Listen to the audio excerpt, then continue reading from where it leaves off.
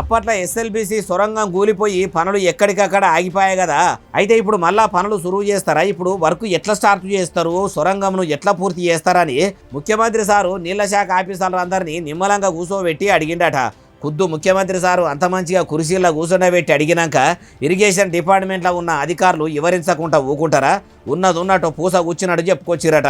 మిగిలిన సొరంగం దొవ్వాలంటే జర కష్టంతో కూడుకున్న పనే కానీ మీరు చేయమంటే ఎంత రిస్క్ తీసుకొని అయినా సరే చేసేందుకు మేము తయారున్నాము, మీరు చెప్పినట్టే చేస్తామన్నారట. అయ్యా ముఖ్యమంత్రి రేవంతాలు సారు ఉదికు మొన్నటి తేపనే సొరంగం కూలి చాలా మంది జీవిడిచిర్రు. ఎస్ఎల్బిసి సొరంగం పని అపాయంతో ఉన్నదనే చాలా ఏళ్ల కోలే సర్కారులు అన్నీ కూడా సపోర్ట్ చేయకుండా ఉన్నాయని మొన్నటిదాకా అందరూ మొత్తుకునిరి. ఇప్పుడు మళ్ళా తెలిసి ఎందుకు సారు పైకం ఖర్చు చేసే పని పెట్టుకునుడు? మీకు అంత మంచిగా చేయాలనే ఇగురమే ఉంటే ఉన్న కాళేశ్వరం ప్రాజెక్టుల అన్నారము సుందిల్లా బ్యారేజీలను పర్రెలు తొర్రలు సవరించి గోదావరి నీళ్లను ఎత్తిపోసుకుంటా రిజర్వాయర్లను నింపే పని పెట్టుకోరు సార్ అంటుర్రు ఏమో చటిన్నోళ్ళు.